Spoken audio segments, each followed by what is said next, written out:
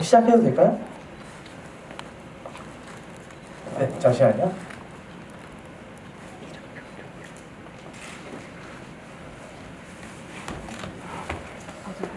그리고 관객분께서 이렇게 그 배우전이라고 뭘 만들어 오셨더라고요. 그래서 이름표 하나씩 나오겠습니다. 일단. 네. 그리고 설명해 주시죠.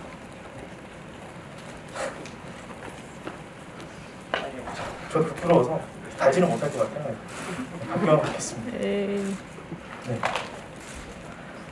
아, 그리고 지금 오늘 또 우겸 씨의 그 배우전 오늘 마지막이라서 이렇게 관객 한 분께서 이제 케이크를 준비해 주셨어요. 그래서 시작하기 전에 케이크 한번 불고 시작하도록 하겠습니다. 아, 네? 뭐일까요? 아, 뭐이자고요? 네네. 같이 소원 빌어야. 네, 소원. 아, 네네. 소원 한 번만 좀 빌고. 네. 사실 저희는 상관없어요. 사진 찍으려고 지금 그러신 거죠? 아니요. 네. 그럼 간단히 노래라도 한번 불러야 되나요? 아니요. 네. 아, 불렀어요? 또 부를까요? 네. 네. 그럴까요? 네. 잠시만. 어떤 거 해야 될까요? 생일 축하합니다. 배우전 축하합니다. 네, 그걸로 아. 제가 저 혼자 부르는 느낌이니까 따라 불러주시는 건가요? 아, 네. 네. 배우전 축하합니다. 배우전 축하합니다. 사랑하는 이우경 배우전 축하합니다. 잠깐 소음 밀고. 네, 소음 밀고. 네, 감사합니다. 감사합니다. 네, 그럼 이제 일어선 김에 인사 먼저 하시고 이제 배우전 진행하도록 하겠습니다. 저부터 인사하면 되네요. 네, 먼저 해주시면 감사하겠습니다. 감사합니다. 네, 안녕하세요. 저는 배우 김우겸이라고 합니다. 오늘 와주셔서 감사하고 반갑습니다. 안녕하세요. 저는 우리의 낮과밤을 연출한 김소형이라고 합니다. 오늘 잘 부탁드립니다. 네, 지금 관객 여러분 한 16분 들어와 주셨는데요. 한번 확인해 보시고 이거 들어와 주시고요. 여기에다가 단체방에다가 질문 올려주시면 감사하겠습니다. 근데 또 이게 한국 사람 스타일이죠. 또 이렇게 첫 질문을 하시기가 어려워하셔가지고 제가 먼저 좀 질문을 해보도록 하겠습니다. 이렇게 인사드린 기념으로 우리의 낮과밤 질문 먼저 한번 해보도록 할게요. 저는 이 영화를 이번에 처음 봤어요. 그때 기회가 있었는데 제가 못 봐가지고 처음 봤는데 청춘의 사랑을 담아 아주 이쁜 영화라는 생각이 들었고 인물에 대한 태도, 빛의 사용, 카메라의 위치, 이 영화의 장점이 너무 많아서 어떤 것부터 얘기해야 될지 모를 정도로 되게 너무 좋았다는 말씀을 먼저 드리고 싶어요. 저는 이 영화에서도 가장 어떤 한 씬을 꼽으려고 하면 또 우철과 지영이 다투는 씬이었던 것 같은데 이 다투는 씬 또한 각자 입장이 다 이해가 되어서 또 더욱더 그렇게 먹먹하지 않았나. 그리고 또 그걸 바라보는 시선들이 멀리서 되게 사려 깊게 보고 있다는 시선이 되게 두 사람을 존중한다라는 인상이 되게 강했던 것 같아요. 네. 근데 또 뻔한 질문 드리자면 그 김우겸 배우를 캐스팅하고 또 이제 지영 역할을 직접 연기를 하시는 선택을 하셨는데 그 캐스팅 과정이라든지 그 두 분의 호흡 혹은 이렇게 우겸 배우를 선택하고 같이 작업을 하신 이런 연유에 대해서 조금 한번 이야기해 주시면 감사하겠습니다. 일단 먼저 우겸 배우와 함께 하게 된 거는 제가 사실 연출부로 참여했던 어떤 영화가 있었는데 그 단편 영화에서 우겸 배우가 오디션을 봤었어요. 근데 제가 그 오디션에 같이 들어가지는 못했고 영상으로만 이제 카페에 올라온 영상으로만 봤었는데 이제 결과적으로는 우겸 배우는 그 역할은 하지는 않았는데 제가 그 영상을 보고서 되게 좋다고 생각을 하고 있었고 그래서 이제 짧은 한 10분짜리 초단편을 원래 같이 찍기로 했었었는데 이제 그 영화를 사정상 찍지 못하게 됐고 그래서 다음에 뭔가를 꼭 같이 하자 이렇게 얘기를 했었어요. 그런데 이제 제가 졸업 영화를 찍게 되고 이제 그 남자 배우를 찾던 중에 가장 먼저 우겸 배우가 떠올랐고 그래서 이제 부탁을 바로 드렸었어요. 그래서 뭐 많이들 아시겠지만 원래 우겸이가 이제 스페인 여행을 가려고 계획을 하고 뭐 비행기도 다 끊어놓은 상태였어가지고 저는 그 얘기를 듣고 굉장히 좀 긴장을 많이 하고 있었어요. 당연히 여행을 택하겠지 이렇게 하고 그 하루 정도만 시간을 달라고 했었던 것 같아요. 그래서 이제 어떻게 해야 되나 이렇게 기다리고 있었는데 그 하루가 지나지 않아서 아마 전화를 줬었던 것 같아요. 같이 하고 싶다고. 그래서 저는 너무너무 고마웠고 그래서 더 잘 열심히 더 잘 해야겠다 이런 생각을 했었던 그런 기억이 있고 또 그 제가 연기를 한 거는 그냥 제가 하고 싶어서 그냥 했어요. 특별한 이유는 없습니다. 그럼 고민하시던 그 하루 동안은 그 비행기표 환불을 고민을 하셨던 건가요? 아니면 네, 꽤 비싸기도 했고 돈이 비싸기도 했고 그리고 얼마 남지 않았었어요 여행이. 그래서 사실 그거 여행 뭐 옷이나 아니면은 뭐 이런 장비 같은 거를 다 사서 있었었는데 사실 네, 택하게 됐죠. 근데 저는 궁금한 게 이제 예전부터 연기 연출도 병행하셨잖아요, 소영 감독님께서. 근데 이번에 근데 우겸 배우님한테 이제 또 질문을 드리고 싶은데, 근데 그랬을 때 혹은 조금 어떤 어려운 지점은 없었을까요? 그 같이 하는 그 배우가 호흡을 하는 배우가 또 연출이기도 하기 때문에 또 생기는 어려움이나 또 흥미로운 지점들, 또 반대로 소영 감독님 또한 연출을 하시면서 또 연기를 병행했을 때 또 그게 객관적으로 되시는지. 또 그런 지점이 되게 신기하더라고요. 그래서 되게 재밌는 작업 형태라는 생각이 들어서 저 한번 여쭤보고 싶었습니다. 일단 그 소영이랑 같이 작업할 때 감독이랑 대화한다는 생각을 좀 많이 안 했던 것 같아요.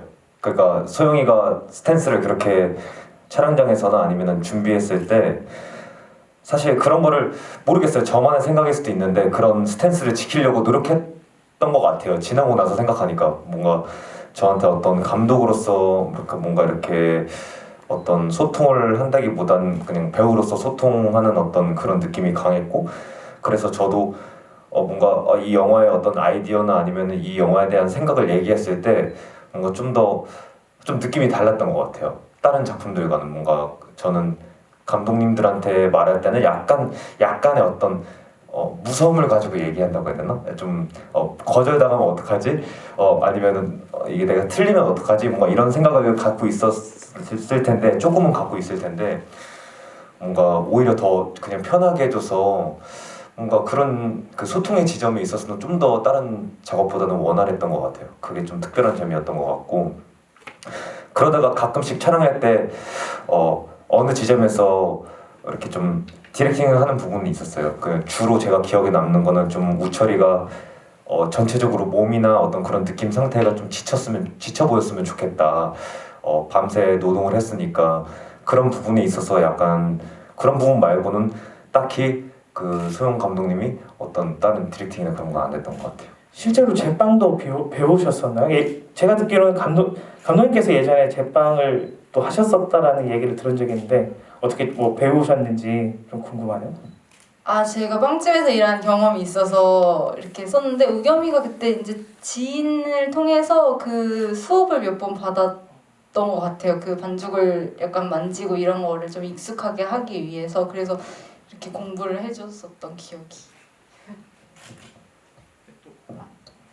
저는 그 연기를 하고 연출을 할 때 사실 제 욕심에서 제가 뭐 단편 영화를 찍을 기회가 많이 없다 보니까 제가 하고 싶은 게 너무 많아서 그렇게 욕심을 내서 하기 때문에 뭔가 항상 이 상대 배우나 혹은 스태프들한테 뭔가 좀 짐 같은 게 있는 것 같아요. 항상 그 자리를 지키지 못하는 것에 대해서. 그래서 지금도 얘기를 해보면 제가 디렉팅을 거의 안 하고 사실 진짜 많이 기대해서 했었던 것 같아요. 그래서 저도 제가 현장에서 많이 정신이 없음을 아니까 그래서 더 사전에 대화도 많이 나누고 시간도 많이 보내려고 하고 했던 것 같고 그런 게 저한테는 물론 굉장히 바쁘고 저 나름대로 힘들긴 하지만 정말 공부가 많이 되는 것 같아요. 뭔가 배우의 입장에서 생각을 해보고 내가 어떤 식으로 표현하는 것은 배우한테 되게 사소한 말이어도 폭력적으로 받아들여질 수 있겠다거나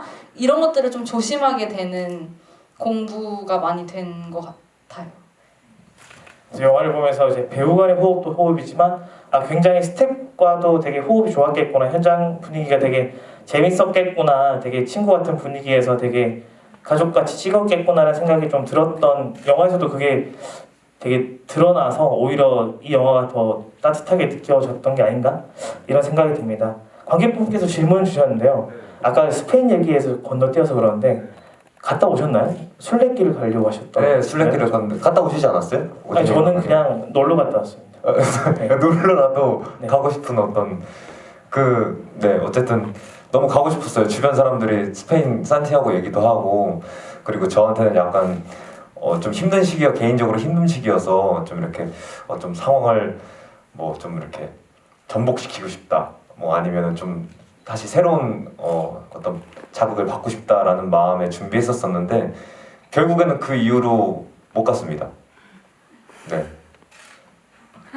아쉽네요. 네, 아쉽네요. 네.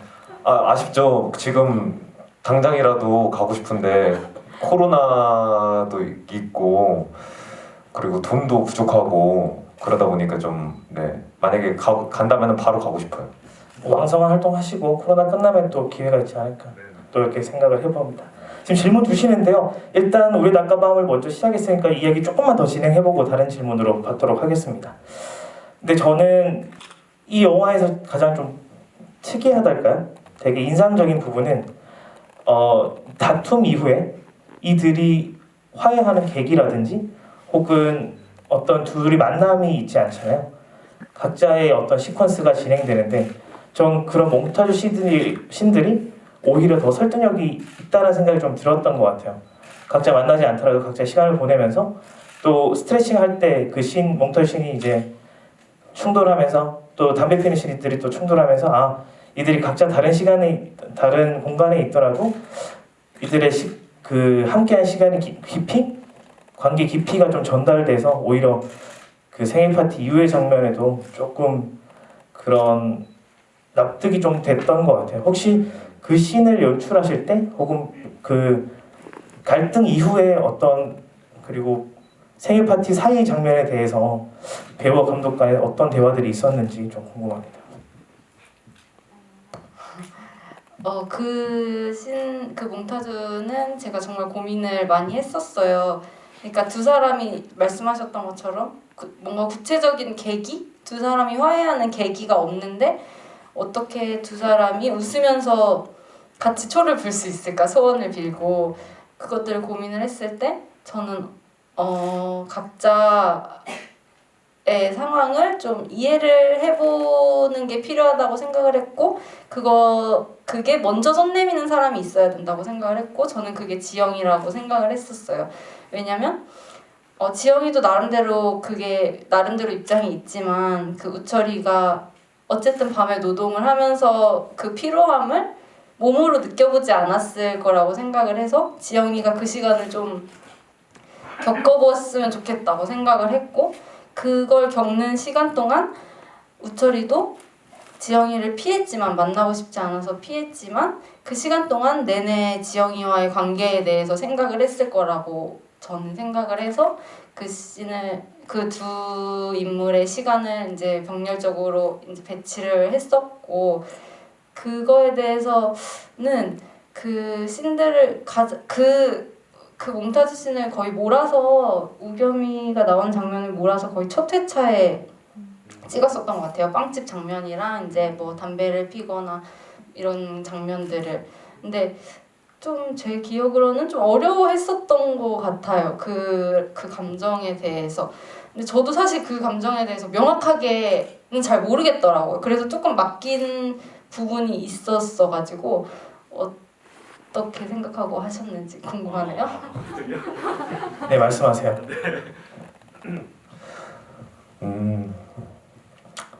또 빵집에서 되게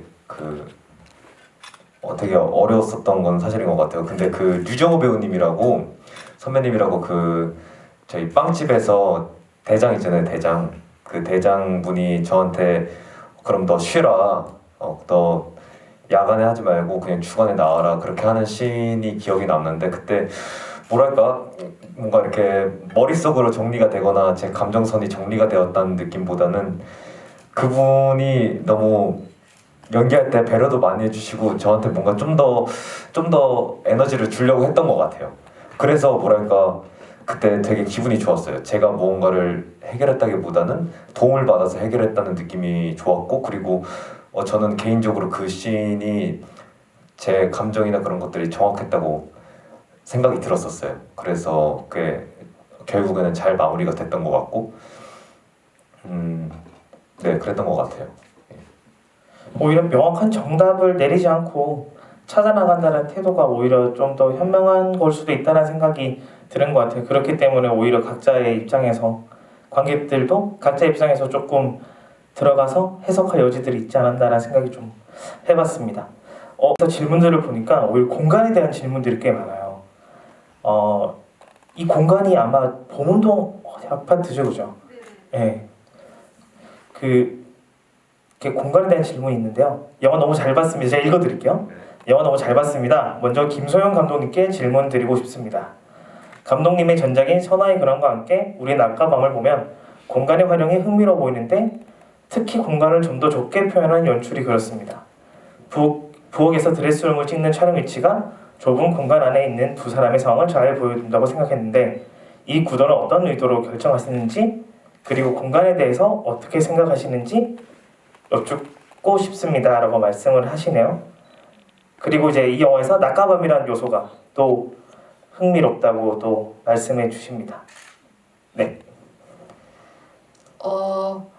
사실 이 공간은 뭐 누구에게나 그렇지만 이 공간은, 이 집은 두 사람에게 너무너무 중요한 존재인 것 같아요. 그래 유일하게 이 두 사람을 이어줄 수 있는 공간이라고 생각을 해서 두 사람이 최대한 편안함을 느낄 수 있는 공간이었으면 좋겠다고 생각을 했고, 이 두 사람이 뭐 경제적 사정이 넉넉하지는 않지만 그래도 취향이 있는 집이었으면 좋겠다고 생각을 했고, 그래서 곳곳에 뭐 제가 연출을 했으니까 저의 취향이 묻어있는 그런 미술들을 했고, 또 그렇게 공간 안에 놓여있는 인물들을 좀 보여주고 싶었어요. 그 집은 좁지만, 그리고 집 구조가 저희 집인데 집 구조가 좀 특이하기도 하지만 그 공간 안에서 이제 둘이 있을 때도 그렇고 혼자 있을 때도 그렇고 좀 덩그러니 있는 듯한 느낌을 좀 주고 싶어가지고 그 주변을 많이,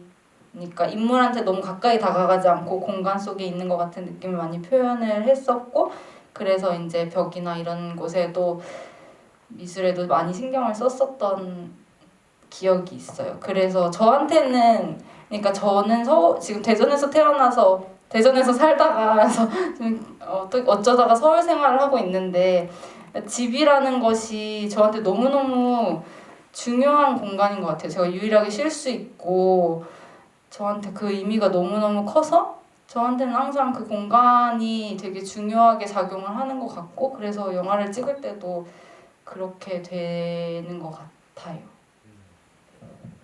사실 그 한국 독립 영화, 단편 영화 더불어서 중요한 거는 이제 한국의 좁은 집, 특히 이제 청출나무대의 좁은 집을 어떻게 미학적으로 찍을 것인지에 대한 고민들이 되게 중요한 것 같아요. 사실 정육뭉체 집에서 촬영을 한다라는 게 생각보다 굉장히 어려운 일이잖아요.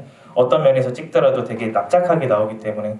근데 깊이 있는 공간이었기 때문에 되게 다양한 렌즈들을 활용하면서 찍으셨다는 생각이 좀 들었던 것 같아요. 그리고 아까 말씀하신 것 중에 그 빛의 활용에 대한 부분도 조금 말씀해 주시면. 네. 빛의 활용은 이 시간대가 다른 게 굉장히 두 사람한테 중요해가지고 그러다 보니까 이 빛에 대한 것이 또 중요하게 됐었던 것 같아요.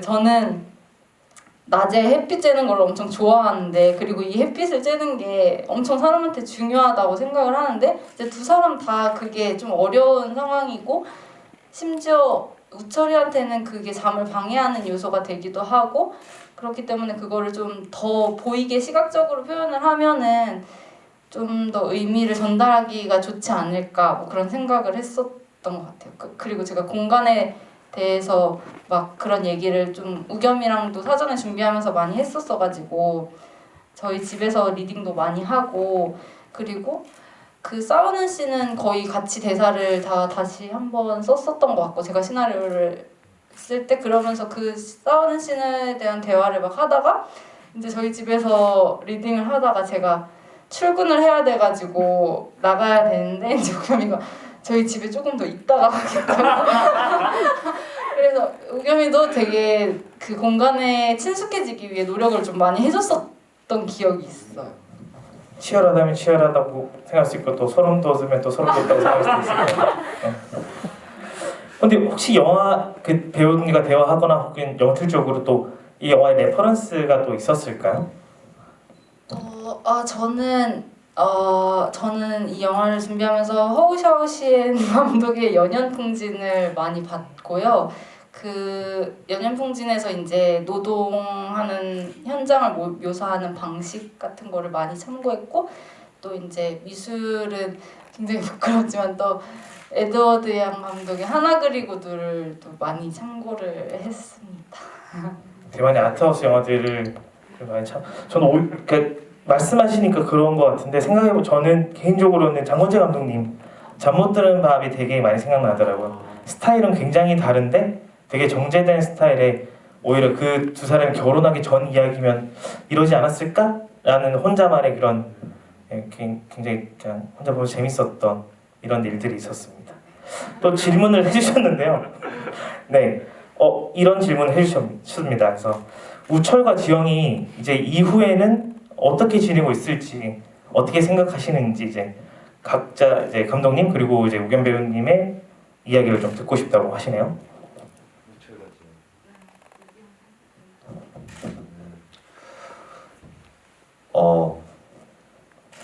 되게 뭐랄까 오늘 영화를 정말 다시 오랜만에 봤는데요.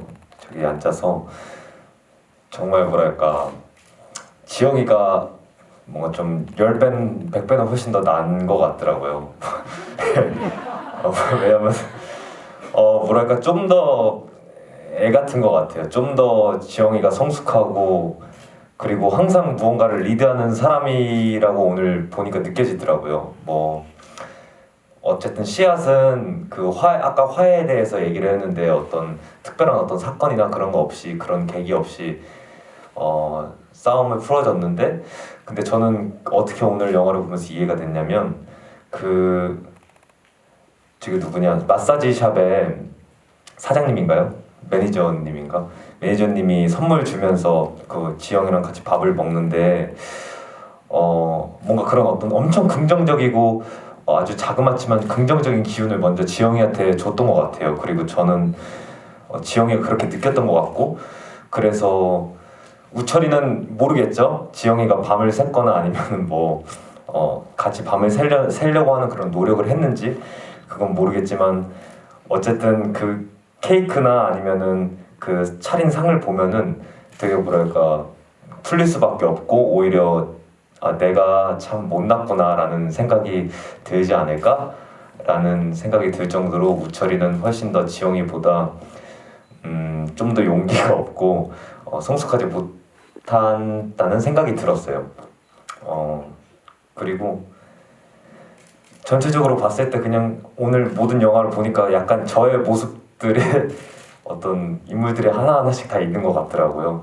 근데 우철이도 저한테 좀 비슷한 모습이 있지 않을까라는 생각이 들었습니다. 질문이 뭐예요? 네? 그러니까요. 저는 죄송해요. 예. 그냥 뭐 오늘 본인 자리니까 마음대로 얘기를 하는 네, 것이라 해서 제가 하고 싶은 얘기였어요. 뭐 접근치는 않았는데요. 그 질문은요 제가 잘 말씀드릴게요. 네네. 다시 한번 말씀해 주세요. 우리 낮가밤에서 네네네. 우철과 지영이 나오잖아요, 그죠? 네 나오죠. 예, 나오죠. 네. 이 둘이 이제 엔딩에서는 촛불을 불고 끝났잖아요, 그죠? 네 끝났죠. 그 둘의 이제 이후의 삶은 어땠을지를 그런 질문이었군요. 예. 죄송해요. 네. 끝나고 이제 어떻게 지냈을까? 고민한 시간 드릴까요? 네네 먼저 하시면 먼저. 네. 네. 참 재밌네요. 저는 사실 그 이 시나리오를 쓰면서는 한 3개월 정도 있다가 헤어지지 않을까라고 생각을 했었어요. 그냥 근데 중요한 것은 일단 지금 당장 이 끈을 놓지 않기 위해 두 사람이 어떤 방식으로든 노력을 했다는 것, 그게 가장 중요한 거라고 생각을 했고, 이 두 사람은 얼마 있다가 비슷한 이유로 또 싸우고 그게 조금 더 반복이 되면 결국에는 놓아버릴 수도 있겠다라고 생각을 했었는데, 지금 오늘 영화를 다시 보면서 생각을 한 건 이 관계에서 우철이 나름대로의 어떤 노력을 굉장히 계속 하고 있었고, 만약에 그 다음번에 지영이가 많이 지쳤으면 그때는 좀 우철이가 먼저 손을 내밀어 주지 않았을까. 그렇게 좀 서로가 조금 더 힘든 사람을 조금 덜 힘든 사람이 보듬어주는 방식으로 계속 관계를 이어나갈 수 있지 않을까. 근데 계속 싸우기는 할 것 같고 뭐 그런 것 같아요. 네, 준비되셨나요? 네, 다 생각을 완료했습니다. 네, 말씀하시죠. 네, 시작할게요. 저는 이렇게 생각하는지 몰랐어요. 저는 끝나고 나서도 결혼까지 할 거라고 생각했는데 저만 그렇게 생각하고 아니 뭔가 사실 그런 싸움도 이미 뭐랄까 좀 되게 엄청 관계가 깊었고 그리고 약간 연인을 넘어서서 좀 뭐랄까 깊은 관계 속에서 싸웠다고 생각이 들더라고요. 영화를 보는데 오늘도. 그래서 이 사람들은 계속 결혼하고 그리고 우철이가 평생 지영이한테 배우면서 살겠다 이렇게 생각이 들었던 것 같아요. 관객 여러분들도 이제 감독님 혹은 배우님 각자의 의견에 또 동의하실 수 있겠지만, 저는 개인적으로 둘 다 해석할 수 있는 지점이 있다라는 게 이 영화가 다양한 층이나 레이어가 있다라는 생각이 드는 것 같아요. 예를 들어 저는 개인적으로는 감독님 의견에 공감이 되기 때문에 이 영화가 되게 슬펐거든요. 저들은 저러다가 결국엔 헤어지겠지. 왜냐하면 친구들처럼 현실적이지 못하고 나이브하니까 결국 이런 충돌을 몇 번 겪다가 헤어질 것 같은데 마지막에 저렇게 웃고 끝나는 게 되게 슬펐거든요. 네. 그래서 저는 마지막 그 댄스라는 것도 되게 뭐 판타지처럼 느껴지면서 되게 슬픈 게 느껴졌던 것 같아요. 근데 반면 우겸 배우님처럼 해석하시는 분들은 또 되게 따뜻한 감성적인 멜로라고 생각하실 수도 있겠다라는 생각이 들어서 뭐 각자의 또 그런 해석의 여지가 있지 않을까 이런 생각을 해봅니다. 네, 그러면 또 다시 이 영화로 얘기할 수 있는데 일단 먼저 다음 영화로 한번 또 보도록 하겠습니다. 이 영화만 했는데도 시간이 꽤 되네요. 더 할 얘기가 참 많은데 그죠? 두 번째 영화는 이제 변성빈 감독님이 이제 연출하신 신의 아이들은 연기가 어렵다. 이 작품을 이제 보면서 전 4인 애주든 즉흥 연기 이렇게 느꼈어요. 그래서 정확한 시나리오는 있었는지 아니면 상황만 주어지고 했었는지 이 부분 좀 여쭤보고 싶습니다. 일단은 정확한 대본은 없었고 그래도 텍스트화해서 서로에게 약속을 한 거는 지점을 정해놓는 거였어요. 그리고 정보 전달할 거는 꼭 해야 될 거를 이제 미리 정해두고, 예를 들어 나중에 감독이랑 그 극 중에서 우겸이랑 그 사귀는 사이라는 거를 뭔가 처음에 하기 위해 혜준 배우가 칫솔을 2개 봤다고 하는 거라든가 어쨌든 꼭 해야 되는 대사나 아니면은 좀 전복되는 지점들 그런 것만 정하고 진짜 즉흥 연기하듯이 했던 것 같아요. 전 재밌는 게 이 영화의 사실 뭐 내용보다도 그러니까 이런 시스템이 이 영화에 어떤 영향을 미치는가가 되게 흥미로웠던 것 같아요. 그 본인은 어떠세요? 이렇게 짜여진 시나리오가 있을 때 연기하는 거랑 이렇게 즉흥적 상황만 주어지고 어떤 몇 개의 단어들과 상황만 주어지고 할 때 어떤 연기의 차이를 느끼시는지, 그리고 또 관객분 질문해 주셨는데 변성빈 감독님께서 1,000만 원이요? 라고 하시는 연기에 대해서 어떻게 생각하시는지 꼭 여쭤봐달라고 하십니다. 잘하시네요. 집에서 연습해 왔어요. 그러니까 잘하시네요. 일단 더 뭐랄까 정해져 있는 지점만 있으면은 되게 뭐랄까 좀 더 좀 더 대사에 얽매이지 않고 좀 더 뭐랄까 그 분위기라든가 아니면 그 공기에 좀 더 예민해지는 것 같긴 해요. 그 상대방이 어떤 표정을 하고 있고 그리고 지금 흘러가는 분위기가 어떻고 약간 우리는 말하면서 항상 그런 거를 눈치를 보긴 하잖아요. 그래서 그런지 약간 어떤 내가 해야 되는 책임감에서 내가 무언가를 해야 되는 책임감에서 좀 벗어나서 좀 더 다양한 범위의 어떤 감각들이라든가 그런 것들을 좀 더 이렇게 캐치할 수 있는 아주 좋은 장점이 있는 것 같아요. 그런 면에서 되게 재밌었고 저도 많이 해보지 않았던 어떤 그런 경험이었어서 되게 좋았던 것 같아요. 그리고 성빈이 형은 되게 촬영 현장에서는 좋았어요. 그 1,000만 원이요 하는 거 있잖아요. 그게 되게 그 촬영장에서 서로 잘한다고 막 칭찬하고 그랬거든요. 근데 지금 생각하니까 빨리 끝내려고 그랬던 것 같아요. 예. 그 욕심이 과하면 어떻게 된다라는 건지를 아주 단적으로 보여주는 게 아니었나 이렇게 생각을 해봅니다. 근데 본인이 편집하셨으면서 그걸 왜 안 잘렸는지는 도대체 이해를 못하겠네요. 그 원테이크. 믹싱해서 좀 뺐었으면 참 좋았겠다는 생각을 해봅니다. 근데 이렇게 또 이렇게 질문 주셨는데 저도 궁금한 지점이었어요. 저는 이 작품이 또 되게 재밌다고 느끼는 지점은 이 작품이 신의 딸을 춤을 춘다라는 단편 영화의 어떤 또 다른 버전 혹은 그 이후에 촬영되는 어떤 작품이라고 할 수 있는데요, 그죠? 그랬을 때 저는 이 영화에서 이 연기하는 이거는 짜여졌던 시나리오, 여기는 짜여지지 않은 시나리오니까 되게 차이가 있더라고요. 그래서 두 분의 호흡에 대해서도 여쭤보고 싶은데 영화에서는 오히려 이제 경험이 많지 않은 비전문 배우인 혜준 배우님께서 약간 조금 뭔가 연기를 해야 된다는 자의식이 있어서 그런지 조금 어색한 지점이 있다면 그걸 매력으로 극복하셨지만 오히려 이제 우겸 배우는 되게 자연스러운 반면에 그 작품에서는 어색하다는 뜻은 아니었고 그러니까 오히려 이제 이걸 끌어가야 되다 보니 좀 뭔가 버거워한다는 인상이 있었어요, 개인적으로는. 신의 아이들은. 네, 신의 아이들 춤을 춘다. 그리고 혜준 배우님 되게 오히려 더 편안한 이런 차이가 있어서 그런 지점은 연출이었을까 아니면 이제 어떤 다른 어떤 시스템의 차이인지 이런 부분이 궁금하네요. 네. 무슨 말씀 하시는지 알 것 같아요. 그러니까 저는 좀 더 자연스럽게 그 지점들을 다 거쳐야 된다는 어떤 그런 그 책임감이 있었던 것 같아요.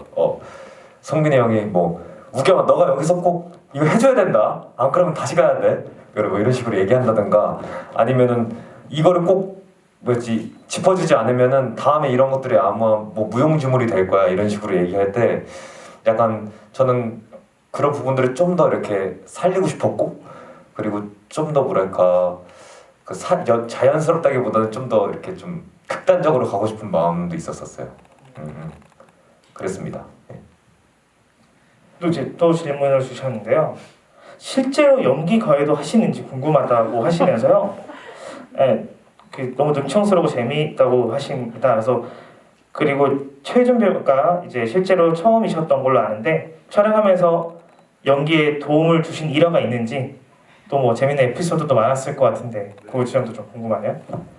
연기 레슨은 한 번도 하지 않았고 어떻게 그런 얘기들을 많이 친구들끼리 하거나 뭐 주워 들은 게 있어서 그 레슨 대사를 했던 것 같고 그리고 혜준 배우님이랑은 신에 따른 춤을 춘다라는 오늘 상영되지 않은 영화에서 만났는데 되게 뭐랄까 연기를 혜준 배우님께서는 저한테 도와달라고 하지만 전 사실 할 말이 없더라고요. 카페에서 만났던 것이 기억이 나는데 사실 뭔가 오히려 그 친구가의 에너지가 너무 더 대사를 했을 때 약간 장점으로 느껴질 때가 훨씬 많았고 연기를 같이 하면서 놀랐던 적이 훨씬 더 많았기 때문에 뭔가 연기를 제가 가르쳐 주거나 아니면 서로 얘기를 할 때 뭔가 제가 좀 더 뭔가 이렇게 능동적이라거나 그러지는 않았었던 것 같아요. 그냥 그랬던 것 같아요. 그러면 호흡을 맞추는 배우가 그 트레이닝된 전문 배우든 비전문 배우든 그 지점에 대해서는 크게 어떤 다른 지점은 없으셨나요? 저는 오히려 이제 전문적으로 연기를 배웠다고 뭐 이렇게 연기 레슨이라든가 아니면은 어디 뭐 학교에서나 배웠던 어떤 그런 사람들보다 사실 오늘 우리 집에 나오는 아이들도 그렇고 뭐 제가 또 비전문 배우 어떤 다른 분들이랑도 많이 연기를 해봤었는데 오히려 뭐랄까 저가 그때가 좀 더 편하고 좀 편한 것 같다는 생각이 들었어요. 왜 그런지 모르겠지만. 네. 그런 건 그런 것도 있겠죠? 장난이고. 답변. 네, 장난이고. 네, 농담입니다. 뭐랄까 제 앞에서 좀 더 뭐랄까 그 어떤 연기술이 보일 때가 있을 때가 있었어요. 그러니까 되게 왜냐면은 카메라 앞에서 연기를 해야 되니까 무슨 어떤 되게 기술적으로던가 아니면은 좀 엄청 노련하게 앞에서 연기를 할 때가 있었는데 그걸 보면은 약간 좀 더 멀어진다는 생각이 들더라고요. 되게 선배님이다. 연기를 되게 잘하신다. 어떤 그런 것들 때문에 좀 더 뭐랄까 제가 체감적으로 좀 더 멀어진다 그렇게 느껴질 때가 있어서 그런 것 같아요. 네, 안 그래도 말씀하신 김에 이제 우리 집에 얘기가 나왔으니까 이제 우리 집의 얘기를 한번 좀 해보고 싶네요. 네, 질문 주셨는데 우리 집에서 아역 배우님들과 호흡을 맞추는 건 어떠셨는지, 좀 재밌는 에피소드가 있었는지, 또 이제 성인 배우로서 또 어떻게 또 끌어가야 되는 지점도 있었을 텐데 그런 지점들도 말씀해 주시면 감사하겠습니다. 되게 그 나무로 나오는 예찬이라는 친구가 있어요. 엄청 귀여운 친구, 엄청 조그만하고 그 친구가 되게 뭐랄까 가만히 못 있었어요. 가만히 못 있었고 한 번 컷을 할 때마다 그 부은주 감독님이 그 엄청난 설득을 했었어야 됐어요. 뭐 아이스크림을 하나 주고 그 대신 이걸 한번 웃자 이렇게 한다든지 아니면 양파를 먹는데 그거 먹고 그 다음에 좀 이따가 우리 게임방 가자 뭐 이런 어떤 거래를 많이 했던 걸 제가 봤던 것 같아요. 되게 그래서 근데 뭐랄까 되게 엄청 잘해줬고 약간 그 예찬이라는 친구는 엄청 되게 똘똘했어요. 저보다 훨씬 카메라를 더 잘하는 것 같고 그럼 감독님 제가 여기서 이렇게 움직이면 되는 거예요? 그러면은 그래 막 이런 식으로 얘기할 정도로 되게 똑똑했고 똘똘했던 아이고 그래서 좀 더 뭐랄까 그 거래를 잘했죠.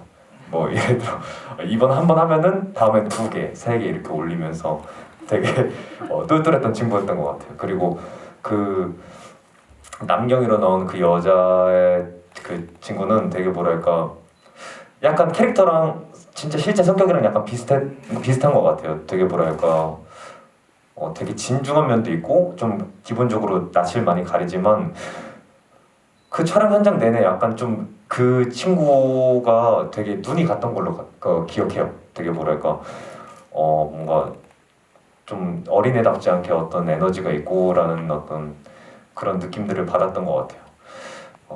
그래서 한번 감독님이랑 저랑 그 예찬이랑 하은이 그 남경이 그 친구랑 에버랜드를 같이 갔던 것 같아요.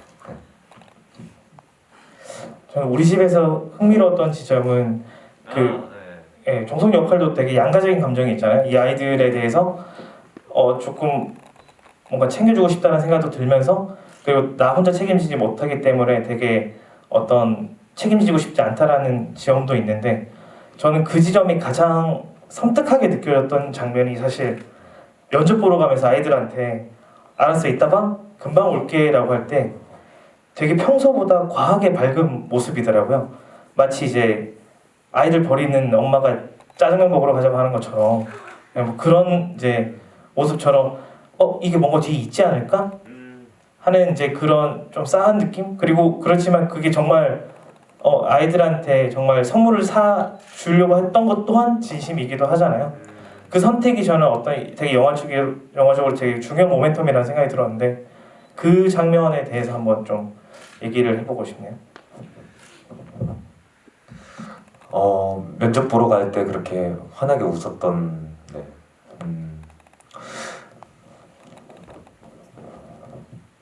일단 거기 제가 떠났을 때 그때는 그래도 제가 중요한 날이기도 하고 그리고 어린 그 아이들이랑 약간 유대적으로 좀 깊어졌다고 생각을 했어요.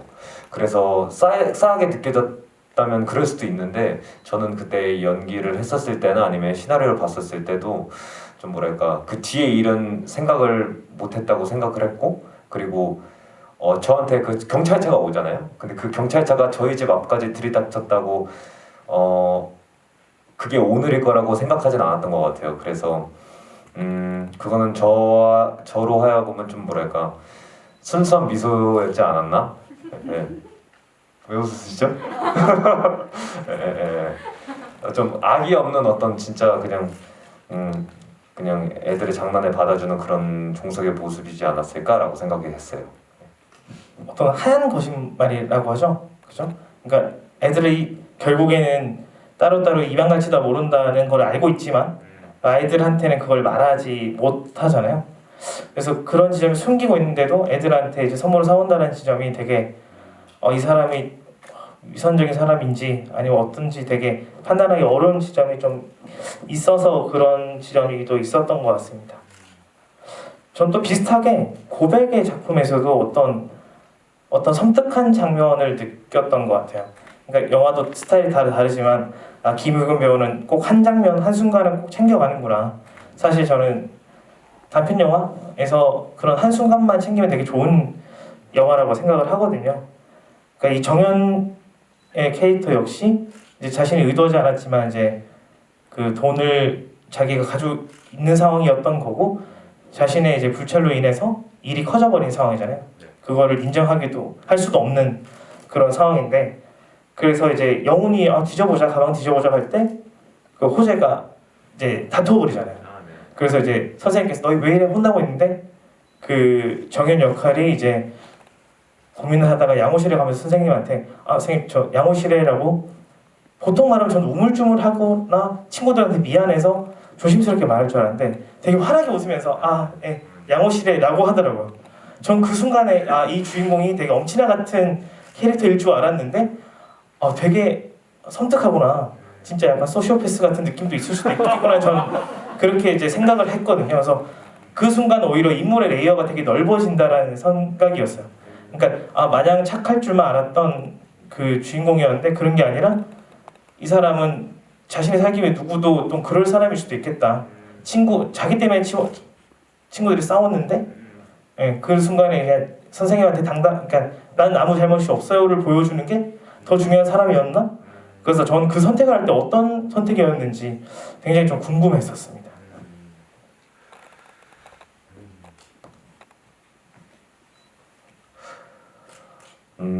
정연이 그런 친구라고는 생각했던 것 같아요. 어떤 솔직하게 지금 감정을 바로 드러낸다기보다는 한 몇 보 뒤에 시간이 좀 흐르고 나서 어떤 그런 감정을 드러내는 친구라고 생각은 했어요.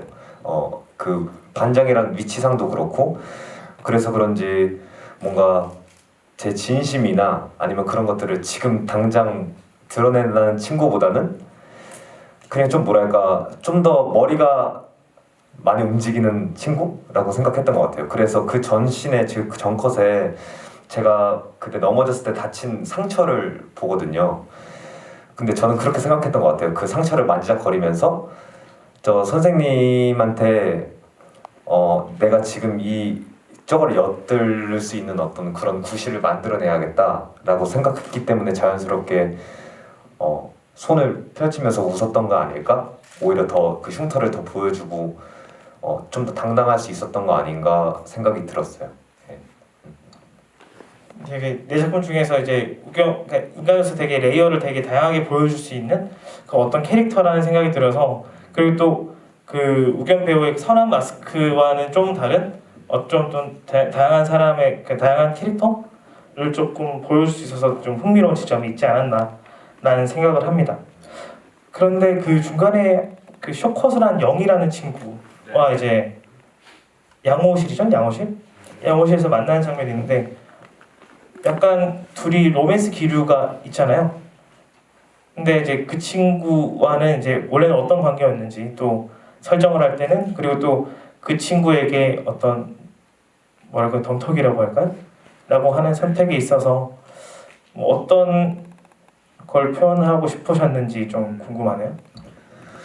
원래 시나리오상에서도 그리고 그 감독님이랑도 얘기를 했었을 때 좀 되게 멀리서 이렇게 소위 말하는 아싸죠. 그 김영이라는 친구는 아싸고 저는 인싸였던 것 같은데 정현은.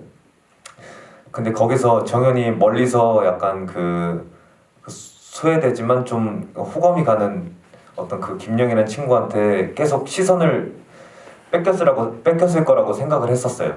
근데 어떻게 더 하다 보니까 그 양호실에서 만나게 되었고, 그래서 오히려 뭐랄까 인싸지만 그렇게 아싸의 그 영희한테는 오히려 함부로 말을 못하거나 아니면 잘 말을 못하는 어떤 그런 모습이 드러나면 재밌겠다라는 생각을 했던 것 같아요. 공간에 따라서 그 정현이 조금 다르게 행동했으면 좀 재밌겠다. 그리고 사람에 따라서 그런 다른 반응이면 재밌겠다라는 생각을 했던 것 같아요. 그래서 영희는 너무 좋아하는 친구였었고, 그리고 결국에는 제가 좀 수세에 몰리고 좀 되게 위급한 상황이 되니까 어쩔 수 없이 그 친구를 그러니까 그 친구는 어떤 좋아하는 친구보다는 사실 지금 저의 위치나 아니면 안위 같은 것들이 훨씬 더 중요했던 거죠. 그런 선택을 할 수 있는 인물이 아니었나 싶습니다. 네, 오늘 또 감상평도 남겨주셨는데요. 네, 영화 너무 잘 봤습니다. 오늘 상영한 영화들 속 되게 다양한 영화들을 오늘 다양한 스타일의 영화들이었는데요. 우기현 배우님 캐릭터가 공통점이 있는 것 같아요. 뭔가 선하지만 문제를 정면으로 부딪히지 않고 숨거나 피해가는 그런 느낌이 있는 것 같아요. 배우님은 스스로 어떤 성격이라고 생각하시는지, 그래서 생각하시는지 여쭙고 싶다고 하시고요. 잘 듣고 계시죠? 네네. 그래서 혹은 또 뭐 본인의 성격과 이제 비슷한 역할이 들어온다거나 그런 지점도 있는 것 같으신지, 아니면 선택할 때도 그런 영향이 있으신지 좀 궁금하다고 하십니다. 일단 기본적으로 특히 고백이란 영화는 그 감독님이 저를 어떤 연기적으로 보고 무언가를 뽑았다기보다는 저를 봤을 때 약간 생각보다 딱 느낌이 오셨대요. 너무 정현이랑 닮았고, 그리고 그런 느낌들이 보여져서 저를 캐스팅하셨다고 들었어요. 거의 기본적으로 좀 저랑 그렇게 결이 많이 다르지 않은 어떤 그런 인물을 맞지는 않는 것 같아요. 그리고 저는 연기를 생각할 때 항상 뭐랄까 어떤 완전 새로운 저랑 동떨어지는 어떤 새로운 어떤 그런 환경으로 고민하게 되진 않는 것 같아요. 상상력을 혼자 펼칠 때도 좀 뭐랄까 저의 비슷한 상황이나 아니면 제가 겪었던 딜레마나 아니면은 저의 삶을 살아갈 때 약간 그런 고민들이나 문제들을 꼭 항상 저도 모르게 그 시나리오를 볼 때나 아니면은 그 연기를 준비할 때나 그렇게 대입해서 생각을 하게 되는 것 같아요. 그게 저한테는 연기했을 때 좀 많이 제가 의지하는 부분인 것 같아서 자연스럽게 그 인물에 자연스럽게 저의 모습도 좀 녹아나는 거 아닌가? 어떻게 보면은 저의 엄청 깊은 곳에 숨겨져 있는 어떤 그런 그 사실 보이면 안 되는 어떤 그런 내면들을 뭐랄까 인물에 대입시킴으로써 좀 즐기는 것도 있는 것 같아요. 제가 사회적으로 제가 살아갈 때 마음껏 보여줄 수 없는 부분들이나 이런 것들을 최대한 시나리오 보면서 그런 쪽으로 생각하게 되는 것 같아요. 네, 또 질문 중에 또 실제 성격에 대한 여쭤보시는 게 있었는데요. 오늘 영화 중에 가장 닮은 캐릭터가 어떤 캐릭터였을지, 그리고 또 그 중에 캐릭터 말고 이제 실제 성격은 또 어떤 것 같다고 생각하시는지 좀 간단하게 얘기해 주시면 좋을 것 같아요. 사실 이전 배우전을 했었을 때 그 GV에서는 제가 종석을 좀 많이 닮았다고 했던 것 같거든요. 그 이유는 그냥 제가 좀 걱정이 많거나 아니면은 좀 사회적으로 내가 많이 좀 뒤처져 있다거나 아니면 짓눌려 있다고 생각했을 때 제가 좀 스스로 딱딱해지는 것 같거든요. 종석은 우리 집. 네, 종석 우리 집에. 집의 인물입니다. 그래서 어쨌든 제가 좀 안 좋은 생각이나 좀 걱정들을 많이 하게 되면 제가 유연하지 못하고 뭐 애들 장난도 못 받아치고 혼자 자기만의 세상에 들어가는 어떤 그런 모습이 있는 것 같은데 종석의 그런 부분이랑 좀 닮았다고 생각을 했어요. 근데 오늘 오랜만에 보니까 다 비슷한 부분들이 있는 것 같아요. 저한테 아주 뭐든 하나만 꼽으라고 하면은 잘 못하겠고 네 편 다 저한테 비슷한 모습들이 아마 툭 튀어나와서 관객분들도 어느 정도 어림짐작할 수 있지 않을까라는 생각이 드네요. 예. 제 실제 성격은 INFP입니다. 네, 감사합니다. 이 질문 주셨는데요. 그 우겸님 배우님 배우자 너무 잘 봤습니다. 처음에 연기를 시작하게 된 계기와 그리고 이제 영화를 시작하시게 된 계기 그리고 이제 어떤 배우가 되고 싶으신지 좀 거창하게 대답을 하시기도 힘드실 수 있는 질문이긴 한데 근데 항상 고민 많이 하시잖아요. 이런 질문에 대해서 좀 간단하게 얘기해 주시면 감사할 것 같아요. 그 어떤 배우가 되고 싶은지 그 전에 다시 한번 말씀해 주시죠. 예, 잘 들으세요. 네. 네. 처음에 연기를 어떻게 시작하게 되셨는지 시작하게 그리고 두 번째 이제 영화를 또 어떻게 하게 되셨는지 네. 예. 연기는 제가 저희 어머니 아버지 그 가족분이 오셨거든요. 근데 저희 어머니가 연기 해보는 게 어떠냐라고 말씀하셔서 너무 감사하죠. 어쨌든 그래서 시작하게 됐어요. 되게 뭐랄까 연기를 좀 제가 능동적으로 이거 해야겠다라는 어떤 그런 다짐을 갖고 한 것보다는 자연스럽게 제 근처에 예고가 있었고 연극영화과가 있었고 그리고 저는 공부보다는 놀기를 더 좋아했기 때문에 그래서 어떻게 하면 할 수 있을까 놀 수 있을까 그런 생각을 해서 자연스럽게 들어갔는데 거기서 되게 좋은 선생님을 만나서 좀 연기를 제대로 한번 해보고 싶다라는 생각이 들었던 것 같아요. 그리고 영화는 제가 아직도 기억나는 게 재수학원 다녔을 때요. 제가 재수를 했거든요. 근데 재수 연기학원을 다녔을 때 어떻게 하다가 고등학교가 연극영화과다 보니까 고등학교 때 영화과 친구가 갑자기 저한테 연락을 줬어요. 연락을 줘서 너 영화 한번 찍어볼래? 해가지고 했던 게 세종대에서 처음 찍었어요. 무슨 내용인지 잘 기억이 안 나고 어디 봉고차를 탔던 건 기억이 나요. 근데 그 봉고차를 탔던 거 어떤 아저씨들이랑 네, 그 영화가 뭐 세상에 나왔는지는 잘 모르겠지만 그때 당시에는 재수생이었어가지고 뭐 그 영화를 보고 싶다거나 그거를 파일을 달라거나 그런 여유가 전혀 없었어요. 그게 영화를 처음 하게 된 계기였고 사실 영화 이렇게 독립 영화를 할 수 있게 된 큰 계기는 그 변성빈 감독님이랑 처음에 그 졸업 영화를 찍었을 때 뿌리라는 작품인데 그거를 찍게 되어서 그때부터 좀 자연스럽게 하게 됐던 것 같아요. 네. 그리고 어떤 배우가 되고 싶냐? 네, 중요한 질문. 네, 어떤 배우가 되고 싶냐? 좀 뭐랄까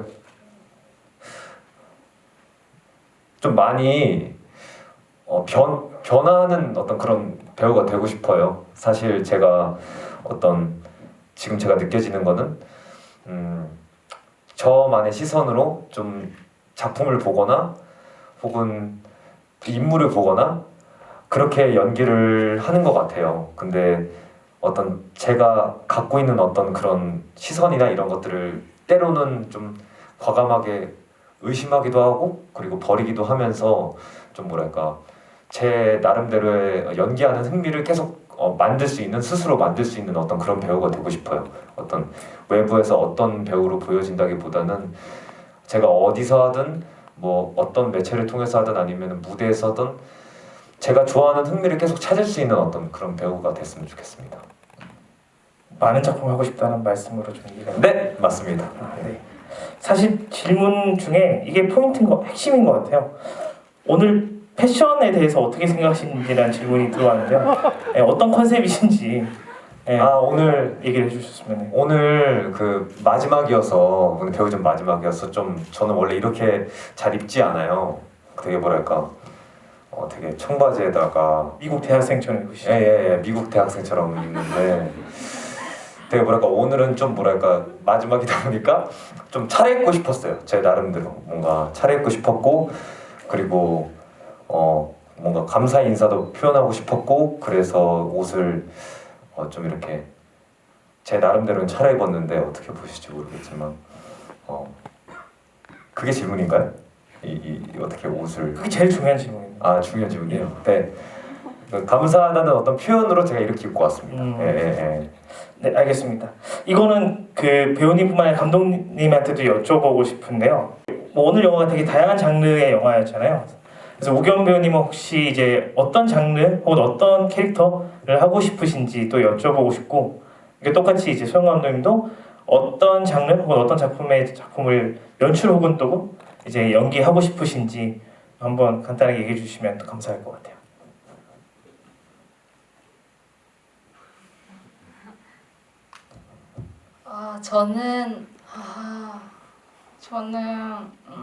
저는 코미디, 그러니까 유머가 있는 영화를 좋아해요. 그냥 완전 코미디는 아니더라도 제가 좋아하는 건 아주 심각하고 어두운 순간에 유머가 나타나는 영화들을 엄청 좋아하거든요. 그래서 어쨌든 어떤 장르의 코미디가 가미된 그런 영화를 한번 찍어보면 좋지 않을까 그런 생각을 했습니다. 좋은 영화는 항상 유머가 들어가 있는 것 같아요. 그렇죠? 네. 우겸 배우님은 혹시 어떤 장르나 캐릭터를 하고 싶으신지? 저도 코미디를 하고 싶어요. 따라하는 건 아니고 정말 코미디를 캐스팅해달라는 지금 약간 그런 어플로 코미디입니다.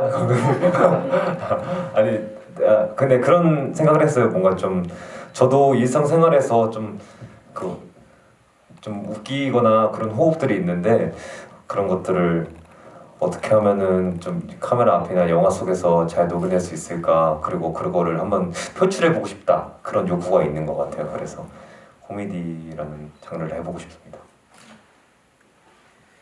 네, 그리고 오늘 계속 패션 얘기 나오니까 계속 패션 얘기가 나오시는데 오늘 레드 스니커즈가 아주 멋지다고 이제 얘기를 해주십니다. 누구시죠? 네. 비밀입니다. 아, 네네. 요새 배우로서 가장 큰 고민은 뭔가요? 네. 또 감독님도 요새 제일 큰 고민은 뭔가요? 네. 저한테 안 물어보셔도 돼요. 싫어요. 네. 여쭤볼 거예요. 네. 네, 요즘 고민은 그거예요. 제가 항상 제가 바라보는 시선이 좀 이렇게 굳어진 것 같다는 생각이 들어요. 그러니까 항상 어떤 걸 봐도 어떤 시나리오를 보든 아니면 어떤 책을 보든 아니면 제가 어떤 사람을 보든 약간 제가 보는 방식으로 본다는 생각이 느껴졌어요. 그리고 오늘 영화들을 보면서도 개인적으로 느꼈던 건데, 그러니까 그런 거 말고 제가 했던 그런 연기도 뭐 좋았지만 그게 최선이었지만 그거 말고도 그 감독님들이 원했던 게 뭔지 알겠다라는 어떤 그런 것도 많이 느껴졌어요. 좀 더 내가 그냥 좀 더 노력해서 그리고 머리를 싸매면서 고민한다기보다는 좀 더 나를 비우고 뭐랄까 감독님 말이나 아니면은 주변 사람들의 말에 귀 기울여서 좀 더 쉽게 내가 바꿔보자. 그러니까 내 시선을 너무 많이 고집하지 말자라는 어떤 생각이 있어요. 그게 저의 어떤 보는 세상이나 그런 시야들을 좀 더 좁게 만드는 것 같고 더 소통할 수 있는 범위가 줄어드는 것 같다는, 그리고 결국에는 고립되지 않을까라는 어떤 그런 두려움도 있어요. 그래서 저는 좀 더 뭐랄까 저라는 어떤 그런 그 저만의 시선이나 이런 것들을 과감히 좀 버리고 좀 타인에 대해서 좀 관심을 가져야겠다는 어떤 그런 생각이 있어요. 좀 더 유연한 어떤 태도. 네네네네. 그래서 유연한 사고방식을 가지고 싶어서 요즘에 어떻게 하면은 좀 더 내 생각이나 이런 것들을 줄이고 그렇게 할 수 있을까를 좀 많이 고민하는 것 같아요. 네, 감독님은요? 저는 요즘 되게 제가 그 불안에 대한 관심이 엄청 많아서 제가 상태가 어떤 좋은 일이 있어도 어떤 나쁜 일이 있어도 늘 불안해서 그거에 대해서 계속 생각을 하거든요. 근데 오늘 제가 재작년 재작년 이맘때에 만든 저 영화를 보면서 생각했는데 저 때도 그랬던 것 같아요.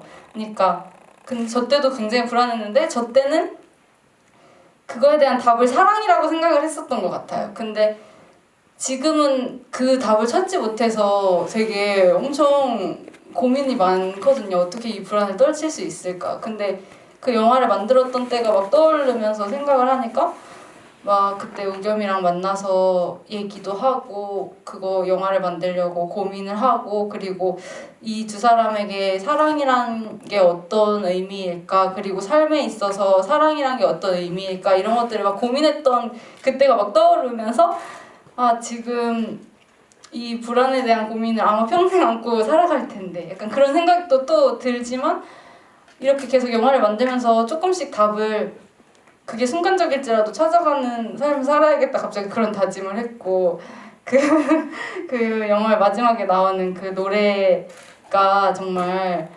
저한테 좋은 지침이 돼줄 수 있는 것 같다는 생각이 또 들기도 하고 그런 것 같아요. 그래서 저의 요즘 가장 큰 고민은 불안인 것 같습니다. 감독이 영화를 보면서 이제 저뿐만 아니라 다른 사람들도 위로 얻었듯이 또 감독님 영화를 좋아하는 사람 많다는 거 알아주시면 또 힘이 나는 시간 아닐까 생각해봅니다.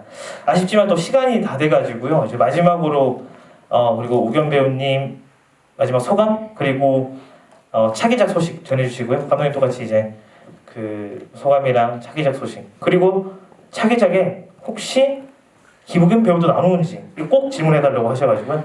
요거 한번 꼭 말씀해주시면 감사하겠습니다. 우겸 배우님 먼저 말씀해주세요. 제가 먼저 할게요. 그쵸 죄송합니다. 네네. 저는 또 오랜만에 이렇게 영화를 상영을 하는데 그게 또 그 우겸의 배우전이어서 또 더 의미가 있었던 것 같아요. 저는 정말 우겸이를 만나서 정말 행운이었다고 생각해요.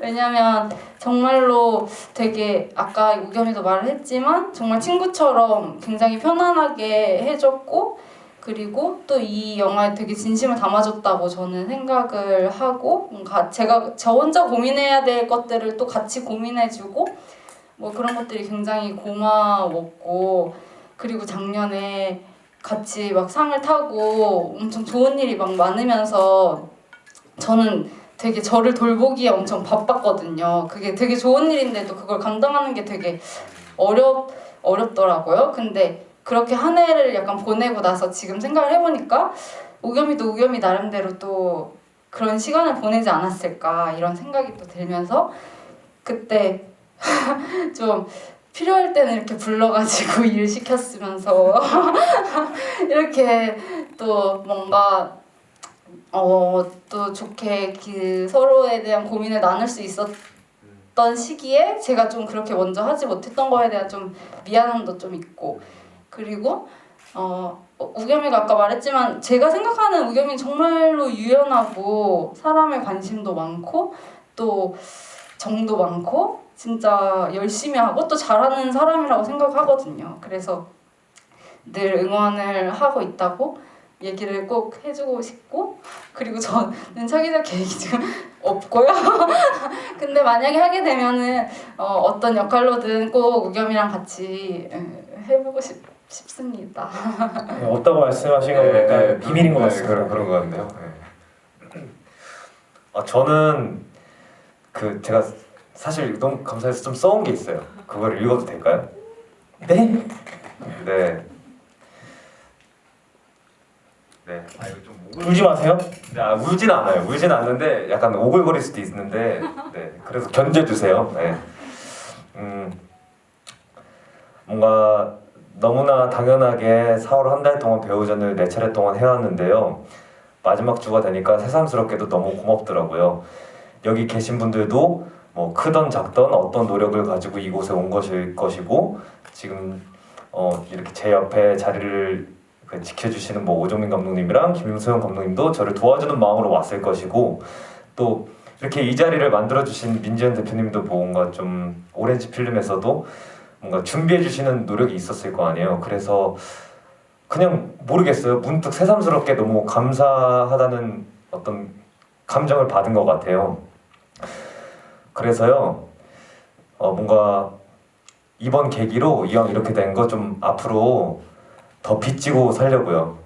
네, 촬영할 때나 촬영할 때나 이렇게 지부할 때나 그냥 뭔가 그냥 가만히 집에서 가만히 누워서 숨 쉬고 있을 때도 사실 뭔가 제 힘으로 하고 있다고 착각하는 거지, 뭔가 항상 누군가의 도움을 받고 있잖아요. 저희는 뭔가 숨 쉬는 것도 그렇고 뭐 어쨌든 저도 여기 이 자리에 있는 것도 그렇고, 그리고 촬영할 때도 뭔가 좀 스태프분들이나 아니면은 누군가의 손길이 계속 닿아 있는 거잖아요.